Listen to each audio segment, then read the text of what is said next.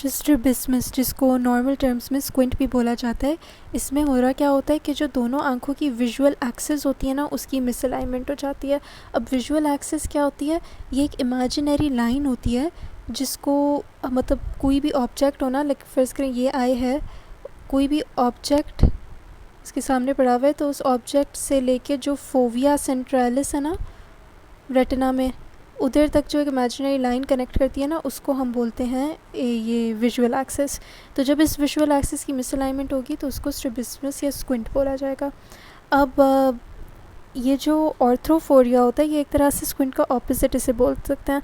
ये एक ideal condition है जिसमें जो विजुअल एक्सिस होती है ना दोनों आँखों की, वो directed simultaneously to the point of fixation, और मतलब जो भी पॉइंट होगा ना, वो बेशक करीब हो ऑब्जेक्ट या दूर हो, उन दोनों की जो विजुअल एक्सिस होगी ना, वो साइमल्टेनियसली डायरेक्टेड होगी। साइमल्टेनियसली डायरेक्ट मतलब दोनों आँखों की जो दोनों आइज़ है ना, वो उस ऑब्जेक्ट को सही से व्यू करेंगे, उनकी अलाइनमेंट सही होगी। ठीक है, अब इसकी क्लासिफिकेशन होती है स्ट्रैबिस्मस की। एक तो होता है अपेरेंट स्क्विंट, जिसको सूडो स्क्विंट भी बोलते हैं। ठीक है, फिर होता है लेटेंट स्क्विंट, जिसको हेट्रोफोरिया बोलते हैं। फिर होता है मैनिफेस्ट स्क्विंट, जिसको हेट्रोट्रोपिया बोलते हैं। अब जो अपेरेंट स्क्विंट था ना, उसमें क्या हो रहा होता है कि एक ऐसी कंडीशन होती है जिसमें दोनों की जो आँखों की विजुअल एक्सिस है वो तो सही होती है, मतलब उसमें यही ऑर्थोफोरिया तो उस पेशेंट के पास होता है, मतलब बिल्कुल नॉर्मल है, लेकिन जब उन आँखों को देखते हैं तो लगता है कि जैसे स्क्विंट है। ठीक है, वो उसकी दो रीज़न्स हो सकती हैं। कुछ लोगों में ये जो ये वाला फोल्ड होता है ना, एपिकैंथियल फोल्ड, ये बहुत प्रोमिनेंट होता है, जिसकी वजह से लगता है कि उस पेशेंट को ईज़ोट्रोपिया है। अब ईज़ोट्रोपिया और एक्सोट्रोपिया, ये दोनों क्या होता है? ईज़ोट्रोपिया होता है जब स्क्विंट जो है, ये जैसे आँख है, स्क्विंट जो है जब अंदर, हाँ, जब स्क्विंट जो है यूँ अंदर की तरफ होती है ना, नेज़ली होती है, तो उसको ईज़ोट्रोपिया बोलेंगे। और जब स्क्विंट जो है वो बाहर की तरफ होगी, टेम्पोरली फेसिंग होगी, तो उसको बोलेंगे एक्सोट्रोपिया। तो जब किसी पेशेंट में प्रोमिनेंट एपिकैंथियल फोल्ड होता है ना, तो उनमें ईज़ोट्रोपिया हो जाता है। ठीक है, अब अगर ये दो आँखों की सेपरेशन बहुत ज़्यादा होती है, कुछ लोगों में देखा होगा कि उनकी दोनों आँखें बहुत डिस्टेंस बहुत ज़्यादा होती है बीच में, तो उन लोगों में लगता है कि जैसे एक्सोट्रोपिया है। ठीक है, तो वो भी सूडो स्क्विंट है, लगता है कि स्क्विंट है लेकिन है नहीं उन्हें। ठीक है, फिर सेकंड क्लासिफिकेशन में हमारे पास था हेट्रोफोरिया, जिसे लेटेंट स्क्विंट बोल रहे थे। अब ये एक कंडीशन है जिसमें पेशेंट के पास जो है ना टेंडेंसी होती है कि उसकी आंखों की मिसअलाइनमेंट हो जाए। ठीक है, लेकिन ये मतलब होती है टेंडेंसी, लेकिन उनको स्क्विंट हो रहा नहीं होता। क्यों नहीं हो रहा? क्योंकि उनको फ्यूजन मैकेनिज़्म की वजह से उनका स्क्विंट अपेरेंट नहीं हो रहा। अब इसमें भी वही ईज़ोफोरिया और एक्सोफोरिया ऑलरेडी कर चुके हैं, ये होता है। अब जो ईज़ोफोरिया है ना, जो हमने कहा था नेज़ली फेस करता है स्क्विंट, वो हाइपरमेट्रोप्स में कॉमन है। हाइपरमेट्रोप्स कौन होते हैं? जो लॉन्ग डिस्टेंस, जो फार साइटेड होते हैं ना, उनमें ये कॉमन होता है। और ये क्यों होता है? क्योंकि उन लोगों में अकोमोडेशन की ज़रूरत ज़्यादा होती है ना, और जब भी अकोमोडेशन होती है तो दोनों आँखें यूँ करीब आती हैं, नेज़ली फेस करती हैं, इस वजह से ना ईज़ोफोरिया हो जाता है। एक्सोफोरिया ऑपोजिट है, वो मायोप्स में होता है, और इसलिए होता है क्योंकि उनकी अकोमोडेशन की ज़रूरत नहीं होती, इस वजह से एक्सोफोरिया हो जाता है। ठीक है, अब ये लेटेंट स्क्विंट में क्लिनिकल फीचर्स क्या होंगे? सबसे पहले तो क्योंकि अकोमोडेशन में उसके सारे मसल्स इतने यूटिलाइज हो रहे होते हैं, इस वजह से उसको आई में एक होने लगता है, साथ में हेडेक भी होने लगता है। ठीक है, और ये जो है टाइम लगता है इस प्रोसेस में, अकोमोडेशन हो रही है तो सब कुछ में प्रोसेस लगता है ना, इस वजह से जो फोकस होता है ना एक ऑब्जेक्ट से दूसरे ऑब्जेक्ट में एकदम से नहीं कर पाता। ठीक है, उसको डिफ़िकल्टी होती है फोकस चेंज करने में, और टाइम भी लगता है ज़ाहिर है। फिर फोटोफोबिया होता है इनमें। ठीक है, इनमें ब्लरिंग और क्राउडिंग ऑफ वर्ड्स होती है। इंटरमिटेंट डिप्लोपिया और इंटरमिटेंट स्क्विंट, मतलब जब तक ये एडजस्ट कर रही होंगी ना उनकी आंखें, तब तक डिप्लोपिया और स्क्विंट होगा, वरना नहीं होगा। ठीक है, ये क्लिनिकल फीचर्स थे। फिर इसके असेस कैसे करेंगे हम? सबसे पहले तो हमने अभी कहा है ना कि ये हाइपरमेट्रोप्स और मायोपिया में होता है, तो सबसे पहले तो हम उनकी विजुअल एक्टिविटी देखेंगे, चेक करेंगे। फिर उनकी एक्स्ट्रा ऑक्यूलर मसल्स की मूवमेंट देखेंगे। ठीक है, फिर हम उनकी बाइनोक्यूलर सिंगल विजन असेस करेंगे। अब बाइनोक्यूलर सिंगल विजन क्या होती है?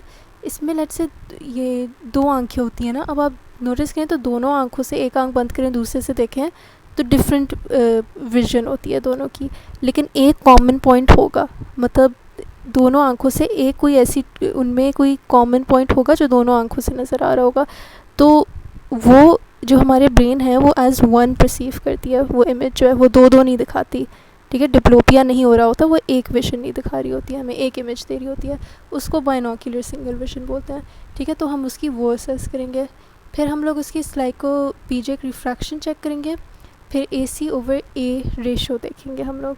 अभी AC/A रेशो जो है ना, अभी तो बस याद कर लेंगे, आगे थोड़ा सा डिटेल में करेंगे, ठीक है। अब डायग्नोसिस किस तरह करेंगे हम, पहले तो हम करेंगे कवर अनकवर टेस्ट, और ये होगा डिटेक्ट करने के लिए क्या उसके पास फोरिया है भी, मतलब स्क्विंट की टेंडेंसी है या नहीं है, वो होता है कवर अनकवर टेस्ट से।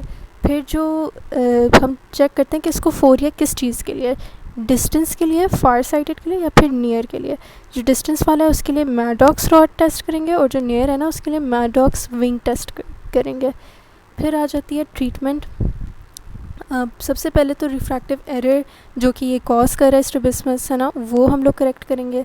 फिर जो है हम लोग उस पेशेंट को बोलेंगे कि आंखों की एक्सरसाइज करे, ऑर्थोपोटिक एक्सरसाइज, ठीक है। फिर प्रिज्म हम लोग यूज़ करेंगे, उसके जो ग्लासेस होंगे ना उनके अंदर प्रिज्म डाल देंगे, और जो वो प्रिज्म होगा उसका जो बेस होता है वो हम लोग जो है ना उस मसल की तरफ डायरेक्ट करेंगे, जो मसल ख़राब है जिसकी वजह से स्ट्रैबिस्मस हो रहा है, ठीक है, उसकी तरफ उसका प्रिज्म का बेस होगा, ठीक है। इसको प्रिज्म थेरेपी बोलते हैं।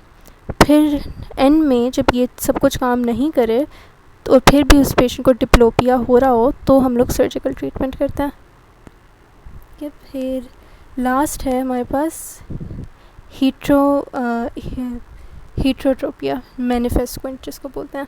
अब इसके वही काफ़ी सारे टाइप्स होते हैं, लेकिन सबसे कॉमन टाइप और सबसे इम्पोर्टेंट जो अच्छा पहले तो इसको हम वो कर देते हैं, क्लासिफाई कर देते हैं, ठीक है। सबसे क्लासिफिकेशन में पहले ये जो है हमारे पास मैनिफेस्ट स्क्विंट है, ये दो तरह का होता है। एक होता है नॉन पैरालिटिक जिसको कॉमिटेंट स्क्विंट भी बोलते हैं, फिर होता है पैरालिटिक जिसको नॉन कॉमिटेंट स्क्विंट बोलते हैं, ठीक है। अभी ये दोनों हम डिटेल में करना है तो उसकी डिफरेंस खुद समझ आ जाएगी, लेकिन बेसिक डिफरेंस ये है कि जो नॉन पैरालिटिक वाला होता है ना उसमें ये हो रहा होता है कि पेशेंट जहाँ भी देखेगा ना उसका स्क्विंट रहेगा, मतलब वो ऊपर देखे नीचे देखे कहीं भी देखे उसका स्क्विंट रहेगा। लेकिन जो पैरालिटिक वाले में होता है वो सिर्फ एक सर्टन जगह देखेगा तो उसका स्क्विंट हमें नज़र आएगा कि अच्छा इस बंदे को स्क्विंट है, लेकिन जब ये और कहीं देखेगा ना तो हो सकता है उसका बिल्कुल नॉर्मल अपीयरेंस भी हो आएगी। ये बेसिक डिफरेंस होती है दोनों में, ठीक है। अब जो है सबसे पहले हम करेंगे ये नॉन पैरालिटिक कॉमिटेंट स्क्विंट, ठीक है। अब कॉमिटेंट स्क्विंट जो है ना ये वही अभी हमने कर लिया कि जो स्क्विंटिंग आई है ना वो हर डायरेक्शन में सेम रहेगा, ठीक है। अब इसकी टाइप्स होती हैं दो, एक वो बोलते हैं कन्वर्जेंट स्क्विंट जो ईज़ोट्रोपिया कन्वर्ज हो रही हैं आँखें नेज़ली फेस कर रही हैं, दूसरा होता है एक्सोट्रोपिया डाइवर्जेंट स्क्विंट। अब जो कन्वर्जेंट स्क्विंट था ना उसको हम दो में फर्दर क्लासीफाई करते हैं, कॉन्जेनाइटल और एक्वायर्ड। जो कॉन्जेनाइटल है उसमें जो एक्वायर्ड है ना उसमें फिर फर्दर क्लासीफाइड होती है एक accommodative refractive, accommodative non refractive और एक मिक्स टाइप। फिर हम आ जाते हैं डाइवर्जेंट स्क्विंट में, इसमें तीन में डिवाइडेड होता है ये मेनली कॉन्जेनाइटल, इंटरमिटेंट और कांस्टेंट। फिर एक सेकेंडरी भी होता है, ये भी अभी ये इतना इंपॉर्टेंट नहीं है, लेकिन मेन क्लासिफिकेशन की ये तीन है, ठीक है। अब ये नॉन पैरालिटिक स्क्विंट जो है ये सारे टाइप्स ये हो क्यों रहे होते हैं, सबसे पहले तो वही बात रिफ्रैक्टिव एरर की वजह से हो सकते हैं, ये हम ऑलरेडी कर चुके हैं कि हाइपरमेट्रोपिया में कन्वर्जेंट वाला होगा, ईज़ोट्रोपिया होगा, मायोपिया वालों में डाइवर्जेंट वाला होगा एक्सोट्रोपिया। फिर एस्टिग्मेटिज्म जब होती है ना उनको भी कन्वर्जेंट होता है, ठीक है, ईज़ोट्रोपिया वाला होता है, नेज़ली जो फेस करते हैं वो, ठीक है। रिफ्रैक्टिव एरर्स एक रीज़न होगी।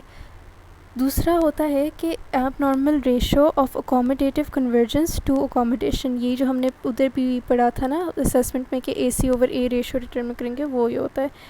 अब नॉर्मली एक रिलेशनशिप है कि आंखें कितनी कन्वर्ज करेंगी टू अकोमोडेशन, ठीक है, इसकी एक रिलेशन होती है, मतलब वही मैंने जैसे पहले भी बताया था ना कि जब अकोमोडेशन हो रही होती है तो आंखें जो हैं वो कन्वर्ज होती हैं ताकि वो ऑब्जेक्ट जो है ना वो फोकस में आ जाए, तो ये इन दोनों की रिलेशन है।